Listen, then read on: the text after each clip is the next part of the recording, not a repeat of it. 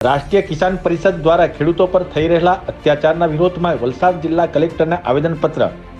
કૃષિ બિલના વિરોધમાં છેલ્લા કેટલાક દિવસથી ખેડૂતો દિલ્હી ખાતે આંદોલન કરી રહ્યા છે, ત્યારે સરકાર દ્વારા તેમના ઉપર અનેક દમન કરવામાં આવી રહ્યું છે। તેના વિરોધમાં અને કૃષિ કાયદાના 3 બિલ બદલવા માટે રાષ્ટ્રીય કિસાન સંઘ દ્વારા આજે વલસાડ જિલ્લા કલેક્ટરને આવેદનપત્ર આપવામાં આવ્યું હતું।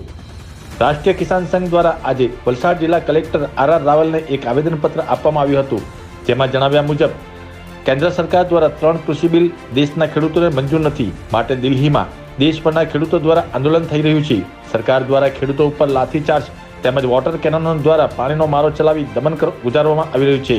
તેને રાષ્ટ્રીય કિસાન પરિષદ વલસાડ સખત શબ્દમાં નિંદા કરે છે અને જો આવા નવા લાવેલા 3 બિલ તુરંત રદ કરવામાં નહીં આવે તો ગુજરાતના ખેડૂતો સાથે રાષ્ટ્રીય કિસાન પરિષદ વલસાડ પોતાનો વિરોધ પ્રદર્શિત કરશે। દિલ્હીમાં આંદોલન ચલાવી રહેલા ખેડૂતોના સંગઠને રાષ્ટ્રીય કિસાન પરિષદ વલસાડ સંપૂર્ણ સમર્થન આપે છેનો આવેદનપત્રમાં ઉલ્લેખ કરવામાં આવ્યો છે।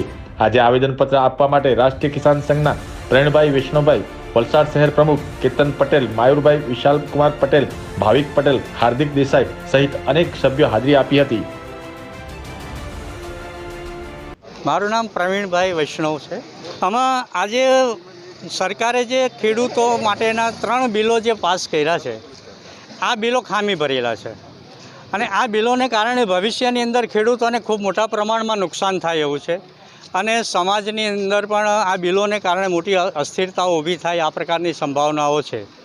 તો આ બિલનો વિરોધ અમે લોકો કરી રહ્યા છે કે સરકારે જે આ બિલ પાસ કર્યા છે એને અત્યારે કેન્સલ કરે અને આ બિલને ફરીથી એની વિચારણા કરીને એને યોગ્ય રીતે ખેડૂતોના હિતને ધ્યાનમાં રાખીને આ બિલોને ફરીથી આગળ રજૂ કરવામાં આવે। આપણું સંગઠન છે આંતરરાષ્ટ્રીય હિન્દુ પરિષદ, જે ડૉક્ટર પ્રવીણભાઈ તોગડિયાજીના નેતૃત્વમાં અત્યારે આખા દેશભરની અંદર આપણે કામ કરી રહ્યા છે અને આ આંતરરાષ્ટ્રીય હિન્દુ પરિષદને અંતર્ગત જ રાષ્ટ્રીય કિસાન પરિષદ નામનું આપણે ખેડૂતોનું આ સંગઠન ચલાવી રહ્યા છીએ અને આ રાષ્ટ્રીય કિસાન પરિષદના નામથી એના વતીથી આજે આપણે આ આવેદનપત્ર આપણે ખેડૂતોના હિત માટે આપેલું છે।